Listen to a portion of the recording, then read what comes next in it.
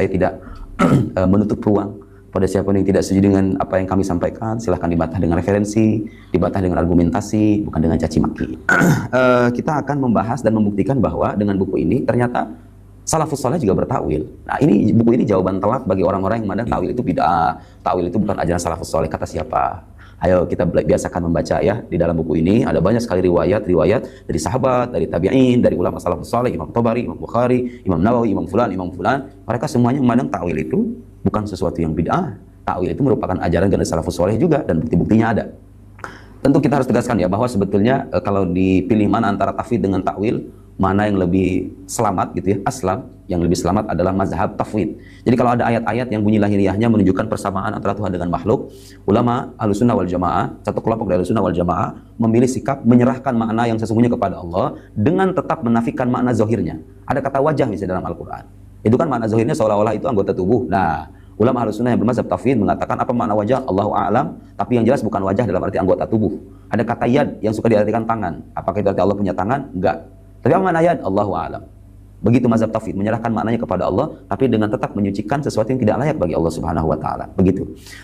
Nah, saya katakan mazhab tauhid itu mazhab salaf, takwil juga mazhab salaf. Begitu ya? Takwil itu mazhab salaf. Ayo kita buktikan satu-satu ya. Kita belajar membaca dengan kepala dingin. Enggak setuju tidak apa-apa. Apa itu takwil? Pertama kita jelaskan takwil itu dulu. Takwil itu apa sih? Nah, beliau menjelaskan di halaman 18 ini cetakan Al-Azhar ya. Buku hadiah majalah Al-Azhar.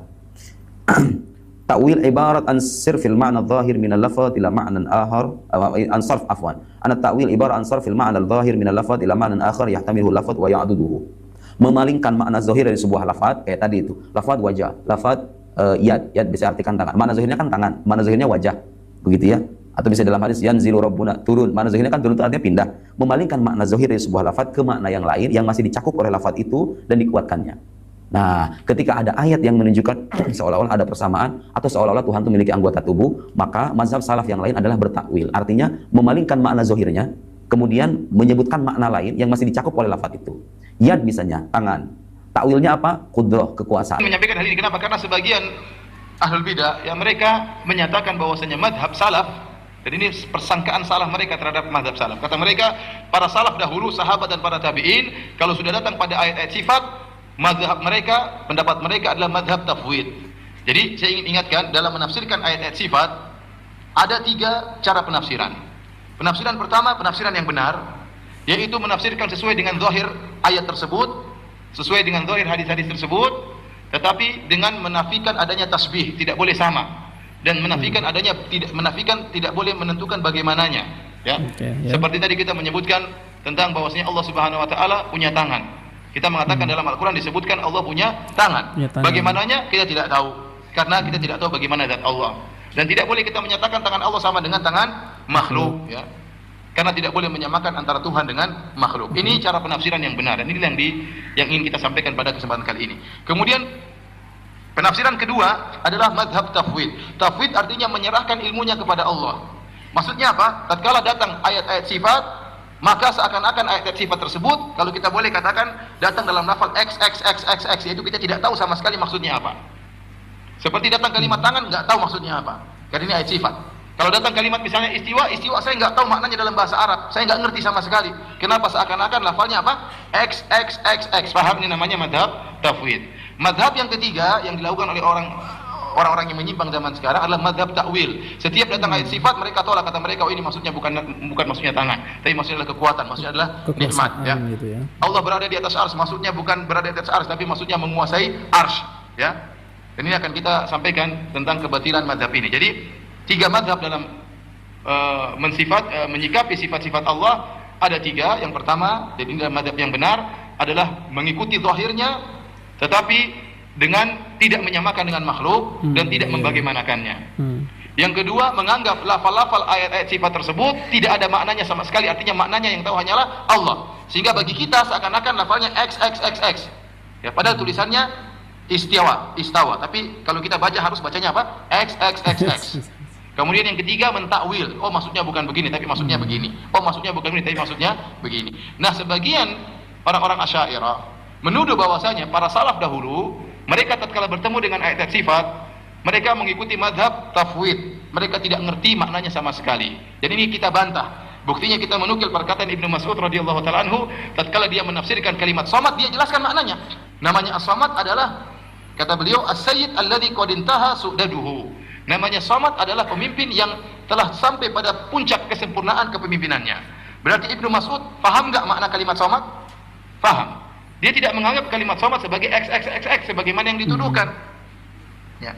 Oleh karena saya dengar ceramah sebagian dai mengatakan mazhab salaf adalah tafwid. Ini tidak benar. Siapa bilang mazhab para salaf dahulu adalah tafwid, tidak mengerti maknanya? Tidak benar. Justru para salaf dahulu menjelaskan maknanya ini adalah gini. Ini menunjukkan mereka paham tentang apa? Maknanya. Ya. Dan makna daripada as-samad adalah sayyid, pemimpin. Namun beda antara kepemimpinan Allah dengan kepemimpinan apa? Makhluk. Kepemimpinan Allah adalah sampai pada puncaknya dan maha sempurna. Contohnya lagi seperti perkataan Abdullah bin Abbas radhiyallahu taala anhuma. Jadi Ibnu Abbas wafat pada tahun 68 Hijriah. Sahabat Nabi, sepupu Nabi sallallahu alaihi wasallam. Beliau menafsirkan tentang as-samad, kata beliau, as-sayyid alladzi qad kamula fi su'dadihi wasyarif alladzi qad kamula fi syarafihi. Namanya as-samad adalah pemimpin yang telah sempurna kepemimpinannya. Kemudian yang mulia yang telah sempurna kemuliaannya. Wal azim alladzi qad azuma fi azamatihi. Yang agung tapi telah sempurna keagungannya. Jadi dia mentafsirkan kalimat as-samad. Maknanya seperti ini. Tapi dia berusaha, Ibnu Abbas berusaha membedakan antara keagungan Allah dengan keagungan makhluk. Kalau keagungan Allah, puncak keagungan. Kemuliaan Allah, puncak kemuliaan. Makhluk juga punya kemuliaan. Makhluk juga punya keagungan, tapi beda. Ya. Kemudian beliau juga berkata, al-alim alladzi qad kamula fi ilmihi. Yang maha berilmu, yang telah sempurna ilmunya. Al-ghani alladzi qad kamula fi ghinahu. Yang maha kaya, yang sempurna pada kekayaannya. Ya. Jadi maksud saya Ibnu Abbas radhiyallahu anhu juga ternyata menafsirkan ayat-ayat sifat. Tidak sebagaimana yang dituduhkan bahwasanya salaf tidak mengerti tentang ayat-ayat sifat. Mereka menafsirkan karena Allah telah mengenalkan dirinya. Apa fungsinya Allah mengatakan Allahus Samad tapi kita tidak tahu makna samad itu apa? Apa fungsinya? Allah mengatakan qul huwallahu ahad Allahu Samad. Lantas apa makna samad? Enggak tahu, Allah alam, serahkan kepada Allah. Sementara Allah berusaha mengenalkan sifat-sifatnya kepada kita. Justru surat Al-Ikhlas adalah surat yang mulia, ya. Sampai dikatakan barang saya membaca surat Al-Ikhlas seperti membaca sepertiga Al-Quran. Kenapa surat itu khusus?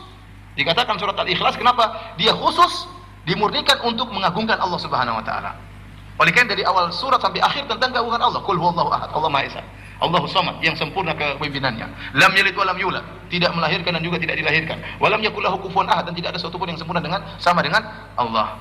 Oleh karenanya kalimat sifat as-samad ternyata ditafsirkan oleh para salaf. Ini dalil bahwasanya para sahabat mengerti apa yang diturunkan oleh Allah maknanya, dan mereka berusaha menafsirkan maknanya, namun mereka membedakan antara kepemimpinan makhluk dengan kepemimpinan Allah. Mereka mengatakan Allah Maha berilmu, tapi ilmu Allah adalah sempurna meskipun makhluk juga berilmu. Kemudian Ibnu Abbas mengatakan wa huwa alladzi qad kamula fi anwa'i syaraf was su'dad wa huwa Allah subhanahu hadhihi sifatuhu la tambaghi illa lahu. Jadi as-samad yaitu yang telah sempurna dalam segala macam jenis-jenis kemuliaan dan jenis-jenis kepemimpinan, dan dialah Allah Subhanahu wa taala. Inilah sifat-sifatnya dan tidak boleh sifat-sifat ini kecuali hanya untuk Allah Subhanahu wa taala.